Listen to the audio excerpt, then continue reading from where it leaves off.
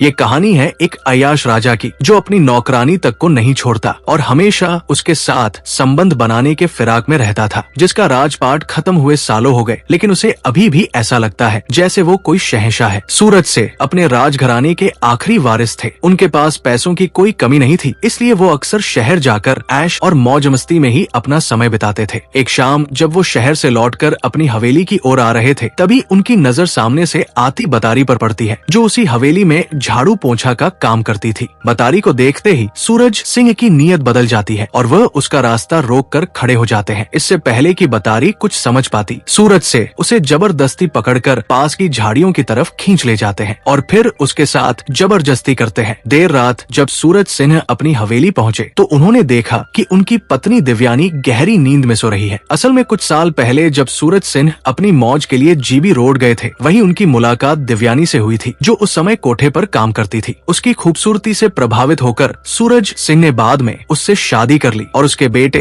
अंकुर को भी अपना नाम दे दिया। लेकिन राजघराने में शादी होने के बावजूद दिव्यानी की जिंदगी आसान नहीं थी। सूरज सिंह अक्सर उसे उसके बीते हुए जीवन की बातें याद दिलाकर उसका अपमान करते रहते थे। इन सब हालातों से परेशान होकर दिव्यानी ने तय कर लिया कि वो अपने बेटे अंकुर को पढ़ाई के बहाने इंग्लैंड भेजेगी, ताकि वो इस दिखावे वाले राजघराने से दूर जाकर अपनी नई जिंदगी बना सके। वो चाहती थी कि अंकुर यहाँ की घुटन भरी जिंदगी से निकलकर कुछ अच्छा करे, लेकिन अंकुर अपनी माँ को अकेला छोड़कर विदेश जाने के लिए तैयार नहीं था। इस पर दिव्यानी उसे समझाती है कि जब वो इंग्लैंड में अच्छी तरह से सेटल हो जाएगा तो वो भी सब कुछ छोड़कर उसके पास आ जाएगी। उधर सूरज सिंह इस फैसले के सख्त खिलाफ थे। इसी बात को लेकर दोनों के बीच रोज झगड़े होने लगे। दिव्यानी अब अपनी इस जिंदगी से पूरी तरह टूट चुकी थी और बाहर निकलने का रास्ता ढूंढ रही थी। दिव्यानी का अक्सर मन करता था कि सब कुछ छोड़कर उस हवेली से दूर चली जाए, लेकिन अपने बेटे के बेहतर भविष्य की चिंता उसे रोक लेती थी। वो चाहकर भी कोई बड़ा कदम नहीं उठा पा रही थी। एक दिन जब सूरज सिंह किसी काम से शहर गए हुए थे, तब दिव्यानी ने अपनी काकी को फोन किया। दरअसल दिव्यानी पहले उसी काकी के कोठे पर काम करती थी। जब काकी ने उसका हाल पूछा तो दिव्यानी कुछ भी नहीं बोल पाई। उसकी खामोशी ही सब कुछ बता रही थी। अगली सुबह जब सूरज सिंह उठे तो उनकी नजर एक नई नौकरानी रेखा पर पड़ी। उसे देखकर वो चौंक गए और पूछने लगे, ये नई लड़की कौन है? पुरानी वाली तो ठीक काम कर रही थी, उसे क्यों हटा दिया? भाग गई क्या, या फिर पैसे कम दे रहे थे? सूरज सिंह ने ताना मारते हुए पूछा। दिव्यानी ने शांत स्वर में जवाब दिया, उसे किचन के काम के पैसे मिलते थे, कमरे के नहीं। असल में पिछली नौकरानी बतानी सूरज सिंह के व्यवहार से तंग आकर मायके जाने का बहाना बनाकर काम छोड़कर चली गई थी। अब सूरज सिंह की नजर नई नौकरानी रेखा पर टिक गई थी। वो हर वक्त उसे काम करते हुए घूरते रहते थे। उनकी आंखों में फिर से वही गलत इरादे झलकने लगे थे। उधर रेखा एक सीधी सादी और भोली लड़की थी, जिसे सही गलत की ज्यादा समझ नहीं थी। इसी का फायदा उठाते हुए सूरज कभी कभी उसे छूने की कोशिश करते, लेकिन रेखा ने इन बातों पर ज्यादा ध्यान नहीं दिया। एक शाम सूरज सिंह ने उसे पैर दबाने के बहाने अपने पास बुलाया और धीरे धीरे अपनी बातों में उलझाने लगे। बेचारी रेखा सूरज के जाल में एक मासूम पंछी की तरह फंसती चली जा रही थी। मौका देखकर सूरज सिंह ने जबरदस्ती उसे अपनी बोतल से शराब के कुछ घूंट भी पिला दिए। थोड़ी ही देर में रेखा का होश कमजोर पड़ने लगा। सूरज सिंह भी हालात का फायदा उठाते हुए उसकी तरफ बढ़ने लगे, लेकिन तभी वहाँ अंकुर आ पहुंचा। उसकी मौजूदगी के कारण सूरज को अपनी हरकत वही रोकनी पड़ी और उन्हें वहाँ से हटना पड़ा। उधर रेखा घबराकर अपने कपड़े संभालने लगी। उसी समय अंकुर भी उसे अजीब नजरों से देखने लगा, लेकिन रेखा ज्यादा देर रुकी नहीं और तुरंत वहाँ से चली गई। एक शाम सूरज सिंह आराम से बैठकर शराब पी रहे थे, तभी दिव्यानी उनके पास आई और बताया कि कुछ लोग हवेली खरीदने की बात करने आए थे। ये सुनते ही सूरज सिन्हा भड़क उठे और गुस्से में बोले कि ये हवेली उनके खानदान की आखिरी निशानी है, इसे बेचने का सवाल ही नहीं उठता। सूरज सिंह साफ कहते हैं कि वो उस हवेली को बेचकर उसे किसी होटल में बदलना नहीं चाहते। दूसरी तरफ सूरज एक सरकारी टेंडर पाने की कोशिश में लगे हुए थे, जिसके लिए वो रोज शहर जाकर कलेक्टर से मिलते थे। दिलचस्प बात ये थी कि उसी कलेक्टर की माँ कभी सूरज सिंह की हवेली में काम करती थी, लेकिन अब हालात बदल चुके थे। शायद इसी वजह से कलेक्टर उन्हें लगातार नजरअंदाज करता रहता था। हर बार की तरह इस बार भी कलेक्टर से निराश होकर सूरज शराब के नशे में धुत होकर हवेली लौट आए। उधर दिव्यानी सोने का नाटक कर रही थी, लेकिन उसे पहले से ही पता चल गया था कि सूरज सिंह घर आ चुके हैं। कुछ ही मिनटों बाद दिव्यानी को रेखा की हंसने की आवाज सुनाई देती है। उस आवाज को सुनकर उसके चेहरे पर हल्की सी मुस्कान आ जाती है, लेकिन थोड़ी ही देर में रेखा की दर्द भरी चीखें पूरी हवेली में गूंजने लगती है। ये आवाज सुनकर दिव्यानी की आंखों में एक अजीब सी चमक दिखाई देती है। दरअसल कुछ हफ्ते पहले जब दिव्यानी ने अपनी काकी को फोन किया था, तब काकी ने उसे एक ऐसी लड़की के बारे में बताया था जो कोठे पर काम करती थी और किसी ग्राहक के कारण उसे HIV जैसी गंभीर बीमारी लग गई थी। काकी ने ये भी बताया था कि हाल ही में पता चला है कि वो लड़की अब अपनी छोटी बच्ची को भी इस बीमारी से संक्रमित कर चुकी है। वो लड़की और कोई नहीं बल्कि रेखा ही थी। जब दिव्यानी को ये सच पता चला तो उसने जानबूझकर रेखा को अपनी हवेली में काम पर रख लिया ताकि सूरज की नजर उस पर पड़े। असल में दिव्यानी ने ये सब सूरज सिंह से बदला लेने के लिए ही किया था। उसे पूरा यकीन था कि आज नहीं तो कल सूरज रेखा के जाल में फंस ही जाएगा और जैसे ही उसे HIV की बीमारी लगेगी उसकी मौत तय हो जाएगी। इसके बाद दिव्यानी आराम से हवेली बेचकर अपने बेटे अंकुर के साथ हमेशा के लिए इंग्लैंड चली जाएगी। अपने प्लान को सही दिशा में जाते देखकर दिव्यानी बेहद खुश थी। तभी अचानक उसे किसी के गिरने की आवाज सुनाई देती है। मुड़कर देखने पर पता चलता है कि सूरज शराब के नशे में धुत होकर बरामदे में ही गिर पड़ा है। सूरज को उस हालत में देखकर दिव्यानी के चेहरे की मुस्कान पल भर में गायब हो जाती है। तभी पास वाले कमरे से